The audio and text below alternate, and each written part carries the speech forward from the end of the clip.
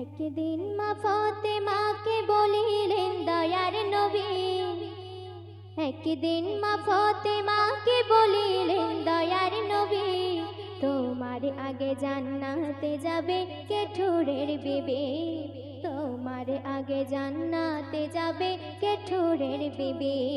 একদিন মা ফাতেমাকে বলিলেন দয়ার নবী, একদিন মা ফাতেমাকে বলিলেন দয়ার নবী, তোমার আগে জান্নাতে যাবে কে ঠুরের বিবি, তোমার আগে জান্নাতে যাবে কে ঠুরের বিবি। পিতার দ্বারে আরজ করে জান্নাতের রানী, পিতার দ্বারে আরজ করে জান্নাতের রানী, কোন সে নারী তাড়াতাড়ি আব্বা বলো শুনি। একদিন মা ফাতেমাকে বলিলেন দয়ার নবী, একদিন মা ফাতেমাকে বলিলেন দয়ার নবী, তোমার আগে জান্নাতে যাবে কে ঠুরের বিবি, তোমার আগে জান্নাতে যাবে কে ঠুরের বিবি। তো মা ফাতেমা যখন শুনলেন যে তানার আগে জান্নাতে যাবে কেঠুরিয়ার বিবি, তখন মা ফাতেমা তানার আব্বাজানকে বলছে যে আব্বাজান, আমার মতো কি সে নসিবওয়ালা, আমার স্বামী এত দামি আলী কালিমুল্লাহ, আমার মতো কি তার হাসান হোসেন আছে? তাহলে আব্বাজান বলুন সে কোন গুণে জান্নাতে যাবে? তখন আমার নবীজি এই কথার উত্তরে কি বললেন শুনুন। আমার মতো বলো সে কি হয় নসিবেওয়ালা, আমার স্বামী এত দামি আলী কালামুল্লাহ, আমার মতো বলো সে কি হয় নসিবেওয়ালা, আমার স্বামী এত দামি আলী কালামুল্লাহ, আমার মতো আছে কি তার হোসেন ও হাসান, আমার মতো আছে কি তার হোসেন ও হাসান, কোন সে গুণে জান্নাতে যাবে বলো না বাজান। নবী দো জাহান,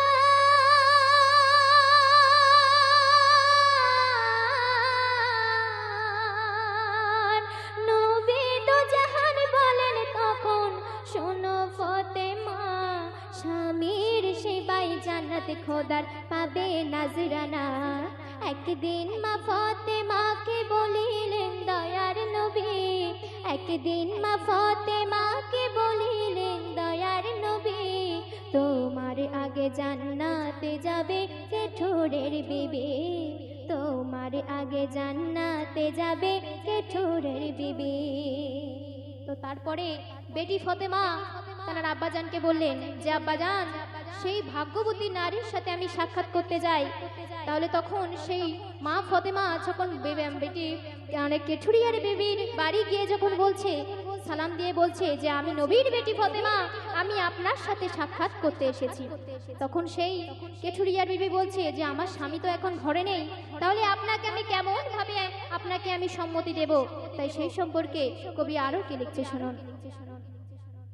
পিতার দ্বারে করুণ স্বরে বলে ফাতেমা, কোন সে নারী যাব তার বাড়ি দাও তার ঠিকানা, পিতার দ্বারে করুণ স্বরে বলে ফাতেমা, কোন সে নারী যাব তার বাড়ি দাও তার ঠিকানা, কেঠুরের বাড়ি গিয়ে ফাতেমা সালাম দিয়ে কি কয়, কেঠুরের বাড়ি গিয়ে ফাতেমা সালাম দিয়ে কয়, নবীর দুলালি মা ফাতেমা আমার পরিচয়, স্বামী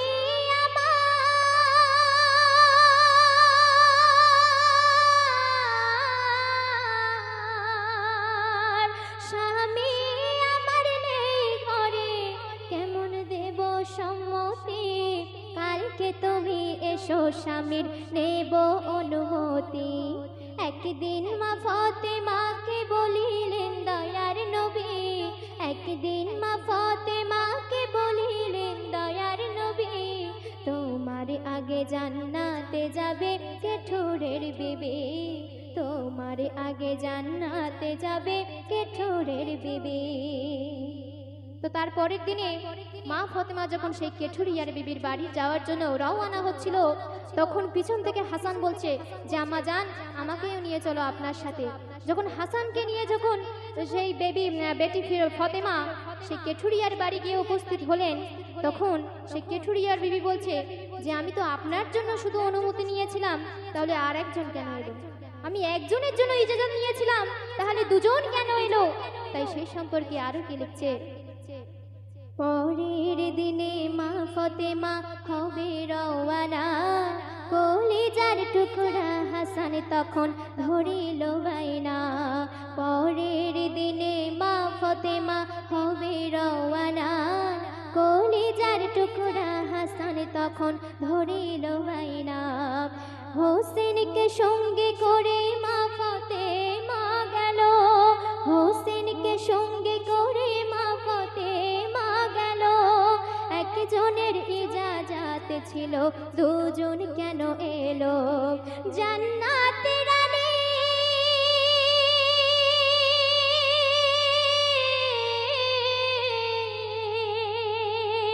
জান্নাতের রানী শুনে তখনই বাড়ি ফিরে যায়, জান্নাতের রানী শুনে তখনই বাড়ি ফিরে যায়। পরের দিন বাইনা ধরলো হোসেনকে সঙ্গে রয়। একদিন মা ফতেমাকে বলিলেন দয়ার নবী, একদিন মা ফতেমাকে বলিলেন দয়ার নবী, তোমার আগে জান্নাতে যাবে কেঠুরের বিবি, তোমার আগে জান্নাতে যাবে কেঠুরের বিবি। তো তারপরের দিনে যখন হাসানকে নিয়ে যখন যাচ্ছিল, তখন পরের দিনে হোসেনে বলছে, বলে মা আমাকেও নিয়ে চলো আম্মা জান, আমিও আপনার সাথে যাব। তো যেখানে দুজনের যাওয়ার কথা ছিল, সেখানে তিনজন গিয়ে উপস্থিত হলো। তো তাই সেই সম্পর্কে কবি আরো কি লিখছে, হাসান হোসেন মা ফতেমা গেল তার দ্বারে, ভিতর থেকে জামেলা বলে করুণ স্বরে। হাসান হোসেন মা ফতেমা গেল তার দ্বারে, ভিতর থেকে জামেলা বলে করুণ স্বরে। তিনজনে এলে কেমন আমি দেখা করি, তিনজনে এলে কেমন আমি দেখা করি। ভিতর থেকে আওয়াজ করে গুণবতী নারী, একটি ছেলে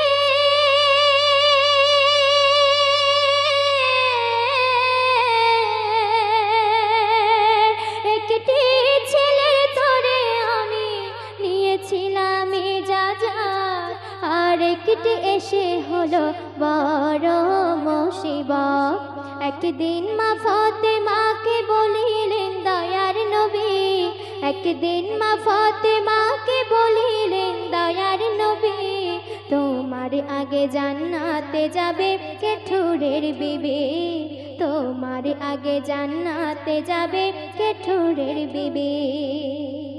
তো সর্বশেষে মা ফতেমা যখন সেই কেঠুরিয়ার বিবির সাথে যখন সাক্ষাৎ করলো, তখন মা ফতেমা দেখতে পাচ্ছেন ঘরের ভিতরে এক জায়গায় বালতি রাখা রয়েছে, তাতে একটু পানি রয়েছে, আর এক জায়গায় রশি দড়ি সব এগুলো রাখা রয়েছে। তখন মা ফতেমা জিজ্ঞাসা করছে যে এগুলি কিসের জন্য রাখা রয়েছে?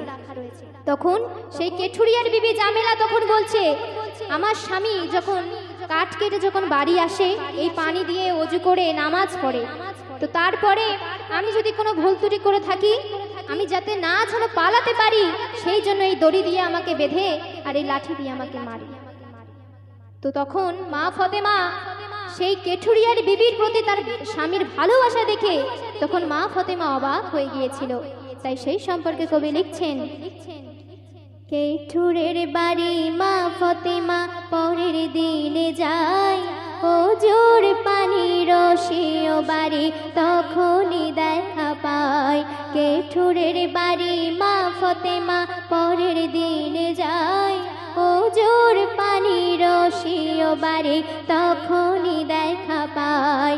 স্বামীর কাছে যদি আমি কিছু ভুল করি, সেই কেঠুরের বিবি জামেলা বলছে, স্বামীর কাছে যদি আমি কিছু ভুল করি, রশি দিয়ে হাত পা বেঁধে মারে যেন ছড়ি।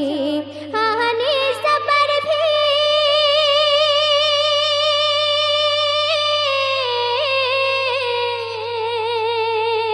আহানি সাবার ফির বলেন সেদিন, দেখো ফতেমা কেঠুরের বিবি স্বামীর কেঠুরের বিবি স্বামীর ভক্তি দেখে অবাক হয়।